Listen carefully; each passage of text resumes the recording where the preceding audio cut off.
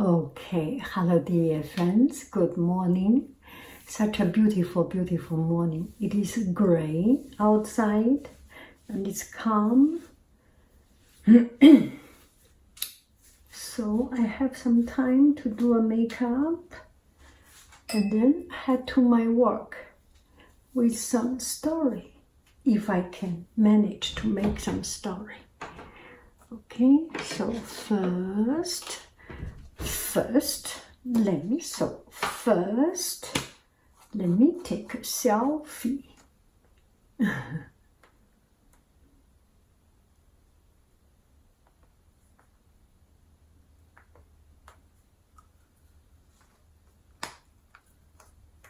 This is relatively light, so I use it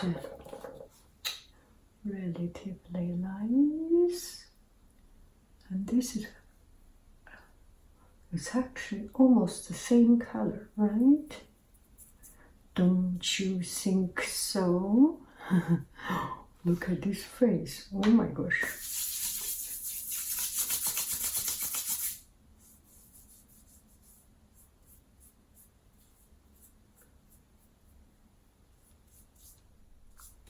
Okay.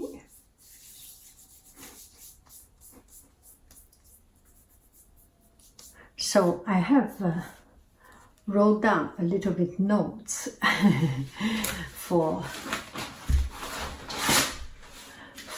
today's blah blah blah, and we will try to go through it one by one. So first I will start with my purchase at Target yesterday afternoon. I went to Target and I went to the cosmetic department, the cosmetic section.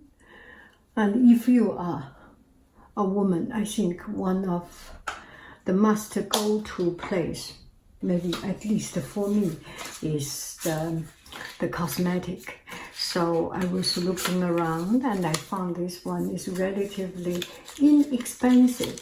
So I plan to open it. Open. And it's not easy to open. And then I opened up one little corner here.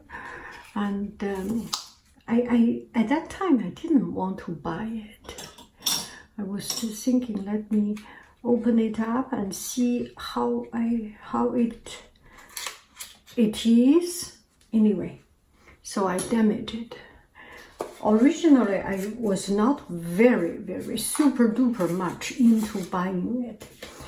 And then as I made this bag, I think I give myself the obligation to buy it. Imagine if I do not buy it, nobody will buy it. And it will be a loss to the manufacturer, to the shop. And that is not fair. It is because I did something wrong. That is not fair for others. And that is kind of stupid to do. You know what is the stupid definition, right? The definition of stupid is you do something hurt others and also hurt yourself. At least this is the boundary you do for the good of yourself and to hurt others. So that's not good. And I do not want to. Anyway, I made it such a long story. So I decided to buy it. It is not moral. Oh, I forgot something. It is not moral to not to buy it at that moment, since I have already. I missed one point. It's okay. Things happen in our life. Everything can happen. And I didn't put my, yes, I haven't put this one on. So it's not moral if you damage something to open it and then not to buy. We are already adult age. We are already good citizen age, right?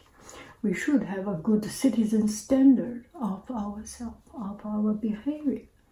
So I decide to buy it because I have bought another one and this one also. So I really do not need to buy it.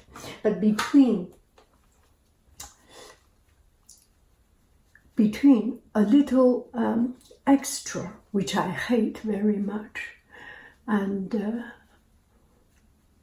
doing something hurting other people, which is what I hate even more, I choose the one that I hate less, that is, have some extra. Life is about decision, it's not about perfection. It's same as if you are a boss. It's not that every time you make good decision, if it is always good decision, easy to make, you can clearly see what is right, what is wrong. There is no need for you to be a boss, right? Because everyone can make that decision. A person who has that leadership, has that strength, has that skill, are the person who can make decision that is not easy, that is seemingly someone will be hurt, seemingly something not easy. And that is the leadership, can make the decision on a bigger picture, what is right, what is wrong. Why do I say this? How can this a $3 eyeshadow become so philosophical? But everyday life is that philosophical, don't you agree? We do not make good decision. We make decision between bad and worse. And we choose the one who is worse to avoid. And we choose the bad to accept. Or we can say between two good decisions, we do not decide on the good one, we decide on the better one, just a little bit better off than the one that we plan to decide, that attract us. I think I listened to one of the Google or one of the audiobook about online bidding. So the algorithm, how they decide algorithm, they got into stuck. How to decide what is the best one, where to decide the bidding stop. Because if you decide the bidding stop at a certain time, you have to stop at a certain time, right? And when you stop, that guy, a very smart, intelligent mathematician, decide not the highest get a bid, but the second highest plus 1 cent. Because this way, you can avoid the highest bid regret scenario mentality. Because when you pay highest price, you always feel that you made a wrong decision and that regret. But that way, you are the second highest, but 1 sense more than. I do not know very much, or I cannot tell this story very, very well. And my philosophical or mathematical knowledge is not good enough to explain it. But if you are in computer, in programming, I think maybe you can associate it and understand. Our decision is not made on absolute value. Our decision is better to make on relative value, on the decision of comparison, on the decision on the base of comparing with something else. Because there is no absolute value. Do I make any sense in my way of interpreting this very brilliant mathematical myth? Anyway, so this is my thought. Always, if something is wrong, you feel it's wrong, and I open up this makeup, and nobody will buy it. Nobody else will buy it. It will be damaged, and people will not like it. So I will suffer a little bit by not buying the most, the best choice or my most desired choice. But in comparison, I'm doing the right thing. And when you think about the bad thing, you can continue thinking about bad things. And you think it better, better, baddest. I mean, bad, worse, worst. But if you think in a positive light, you can think it not that bad. You can think this color does not fit me. It's such a wrong color for me. But you can also think, my life should not be that boring. I should have a change of color, of choice from time to time. And I should have the liberty to make myself look not right, look not what I want. And it's okay. So that's about this. And I bought it. Happily, not happily, at the end, I think it is interesting. I am happy I made the right decision.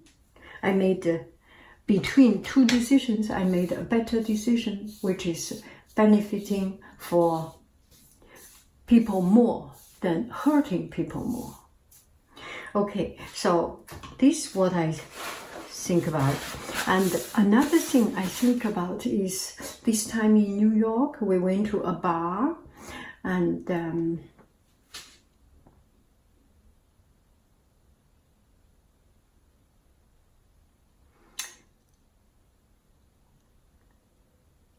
shall I tell that story?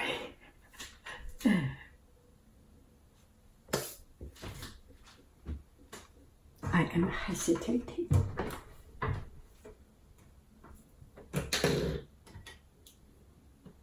Give me some time to think about it.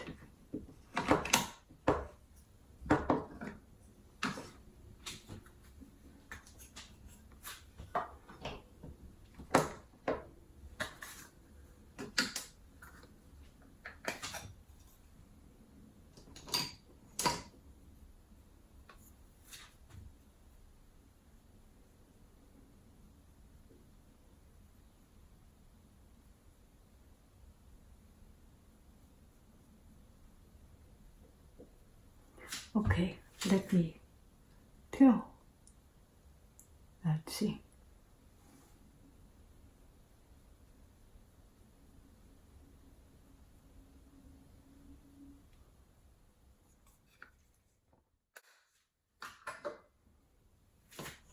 And I think this happens in our life very often. So I went to a bar, I ordered 2 drinks, one very cheap, inexpensive drink, just a couple of dollars, and another drink, which is still not too expensive. And when I check out asking for the bill, I got a bill forgetting that small drink charge. What do? I can escape it. But instead of doing that, I pay what I need to pay plus the tip without saying anything. In my opinion, I don't know whether this is right or wrong. If you have a bar, if you run a small business like this, my thought,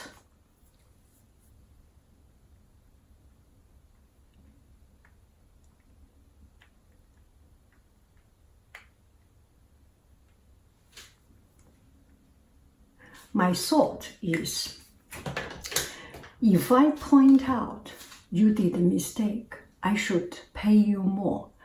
You should change the bill.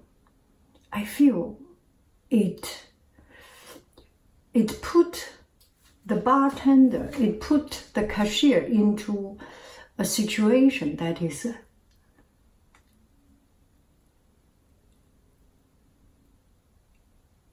quite embarrassing, although she can get or he can get that amount rightly, gloriously, and in a proper way.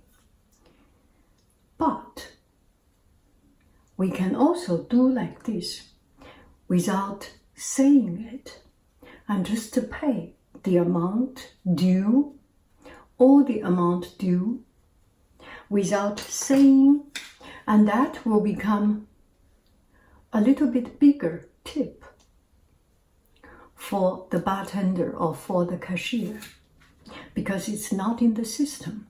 It's not in their accounting system. And also, bartending is kind of a loose job. It's kind of a loose or not specifically number to number.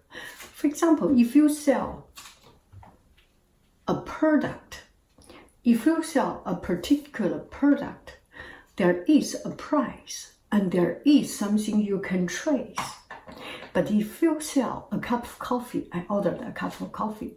If you sell a cup of coffee, it can be made in the booking. There is no difference. Don't you agree?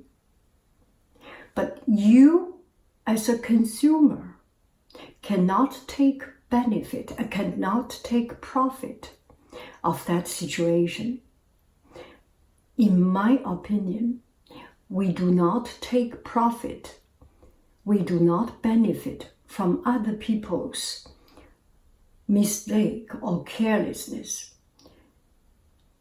Because at the end of the day, what you actually own to the world will come back to you. That is my thought.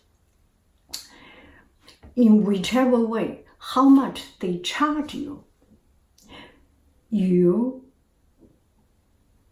in your moral standard, in your heart of very heart, you know what you owe to others. In whichever way, you need to pay back what you own. If you do not pay it back, you take the profit of it, there will be problem. You may have a traffic accident, you may have a fight in somewhere, you may miss a plane, you may lose some money, you may lose something, you may have bad luck, because I feel the word is, from my life experience, life is fair. What you owe to the world, you need to return and make it equal. In whichever way it presents to you, in your heart, you know how much you owe to the world, and you have to pay back what you owe to the world. So that's the second story. And the third story, I have much more story about New York bar, including I met one of our YouTuber family.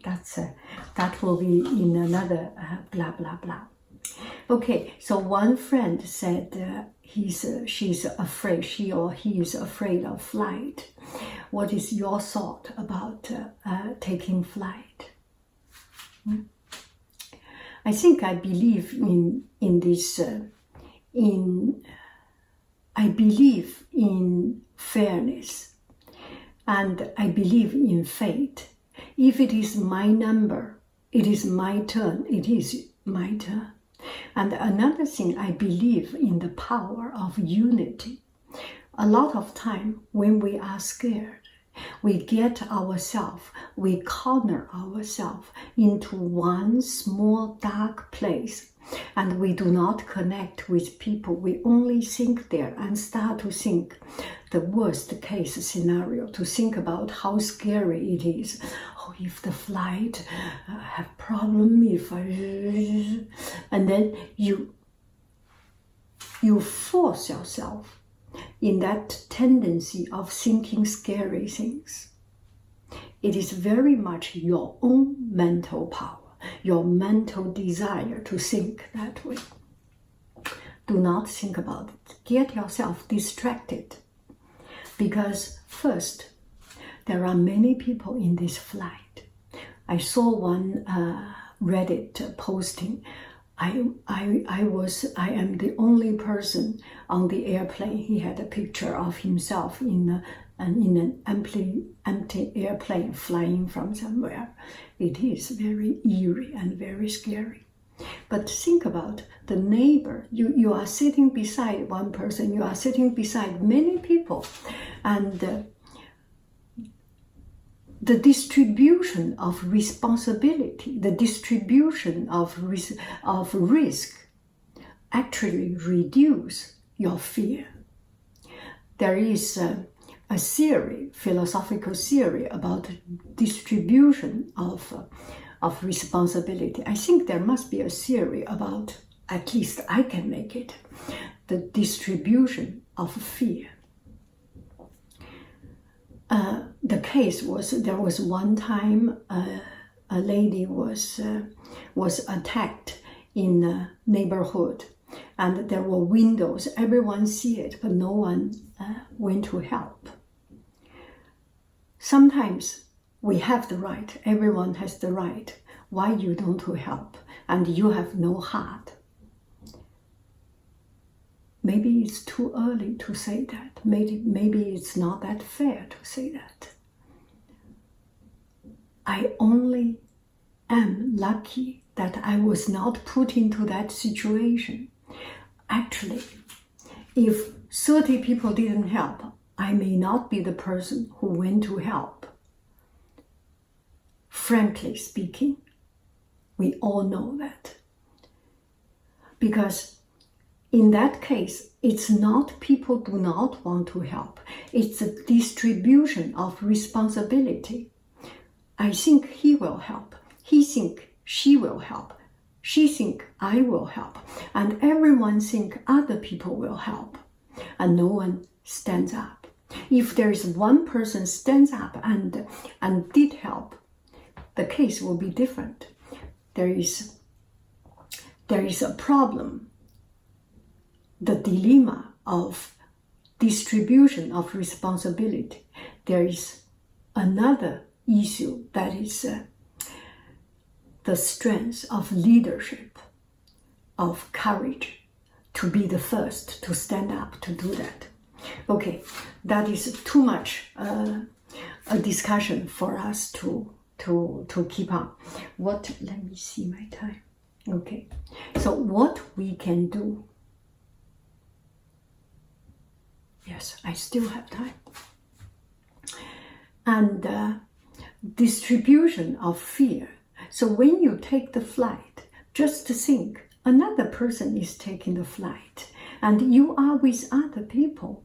And then you are not the only one who is unlucky. you are not the only one who are unlucky. You are not the only one who are unlucky. There are everyone. So if other people are not afraid, or if other people can take it, I should be able to take it, right? That brings your strength. And another thing, right now, airport is very developed. There are many things you can do. You can watch the artwork and decoration around in the airport. Every time I go to airport, I put myself into discovering different places, discovering the airport art. Maybe I stop here. Okay, I will continue because that video is too long, and you can discover different things. You can play around. In Newark airport, which I dislike, and there is an icon everywhere. And my friend, we were saying, gosh, people are now can do everything on the table, order food on the table and play game on the table. And just as we were saying this, there was one server bringing one plate to another table. Yes, you can order food there. That is why we become so, right? We do not even need to move. Food come to our table. Anyway, you can play around, you can see things, you can go to window shopping, and if you want to treat yourself, get your even higher, if you want to get yourself high and even higher, you can spend $2 to buy a chapstick or buy a shot glass or something, a souvenir or something, and get a lot of things you can do. It does not help to worry, because it does not help. And we do not do things that do not help. Be practical and think through things, what can help. If it does not improve the situation, we avoid it. We do not do it. To worry does not improve our travel experience. Do not do that. Do the thing that can improve our travel experience. Think about fairness. Think about philosophical questions. Listen to podcasts, listen to Coursera, listen to audiobook, watch a video, and relax. Just to use that time to relax, to dance.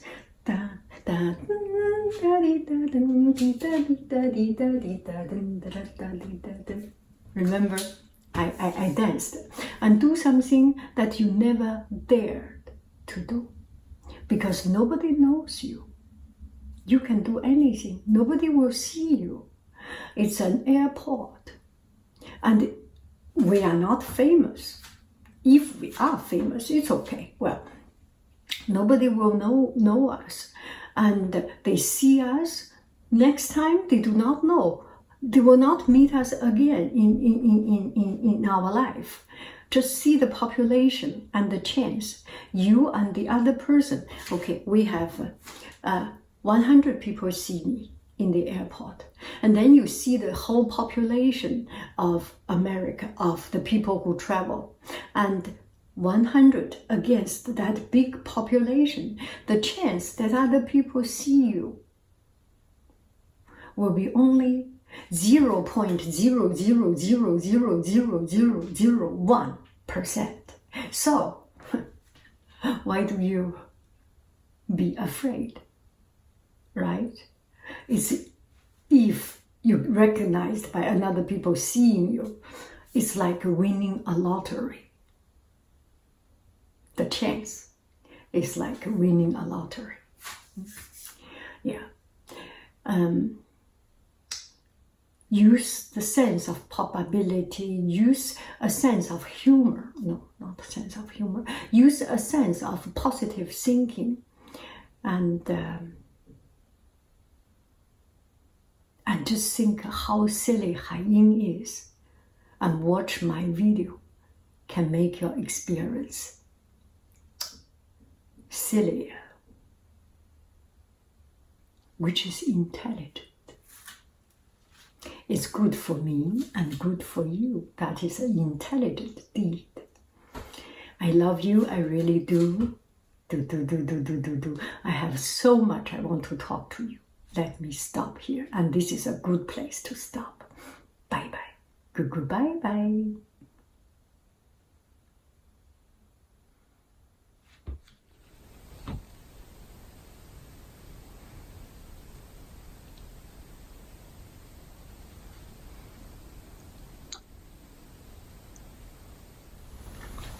Yes, that's it.